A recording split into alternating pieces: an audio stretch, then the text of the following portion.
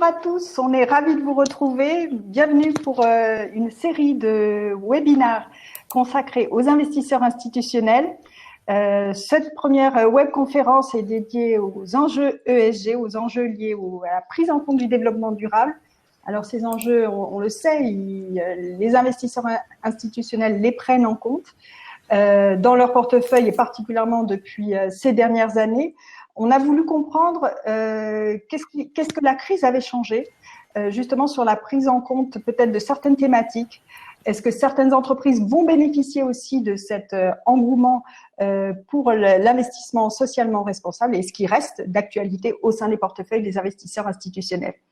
J'aurai le plaisir de co-animer cette webconférence avec Réjeanne Rebaud, qui est rédactrice en chef d'Instit Invest, donc le média à la GFI qui suit précisément l'actualité des investisseurs institutionnels.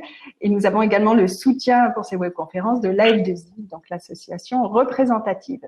Mais tout de suite, je vous présente nos invités exceptionnels qui vont nous aider justement à éclairer les tendances actuelles. Nous avons le plaisir d'avoir avec nous Ophélie Mortier, qui est responsable de l'investissement responsable. Bienvenue Ophélie chez Degroof Petercam AM. Je rappelle que Degroof gère plus de 34 milliards d'euros, dont 22% en investissement responsable.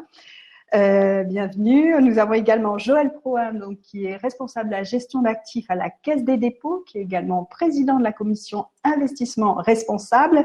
Il gère de son côté 177 milliards d'euros à fin décembre 2019. Bienvenue Joël Proin. Également avec nous, Mathias Sival, directeur des investissements d'Alliance France, à la tête d'un portefeuille de plus de 90 milliards d'euros. Maintenant à l'image, bienvenue Mathias. Et enfin, Pierre Valentin, président d'Ecofi Investissement, voilà, maintenant à l'image, qui gère plus de 6 milliards d'actifs sous gestion et tous 100% ISR. Avant de leur donner la parole, tous ceux qui sont avec nous, et vous êtes nombreux, on est ravis de vous avoir. Vous pouvez réagir, on souhaite un maximum d'interactivité avec vous. Donc, n'hésitez pas à poser des questions. Nous essayerons d'en prendre un maximum suivant le temps imparti, mais n'hésitez pas, on souhaite vraiment une interactivité à la fois entre les speakers présents avec nous et avec vous qui nous écoutez. Donc, bienvenue à tous. Tout de suite, première question. Pour vous, tiens, Joël Proin, une question qui est cruciale en ce moment puisque c'est une sorte de stress test aussi pour la gestion ESG.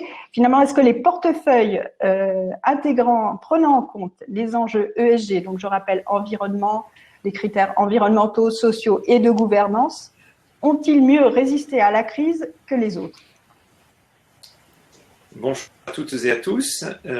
Pour répondre à cette question, peut-être une donnée de cadrage créative.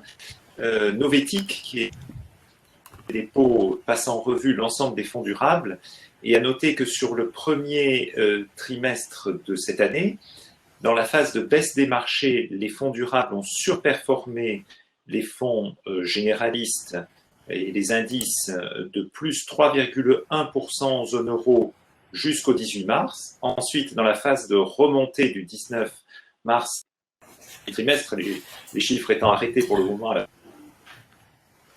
eh bien, les fonds classiques sont repartis, mais au global, sur l'ensemble du premier trimestre, on a donc une surperformance des fonds durables par rapport aux autres fonds actions zone euro qui est presque de l'ordre de 2%. Donc, une surperformance significative qu'on observe avec des amplitudes un peu différentes, mais finalement dans toutes les zones.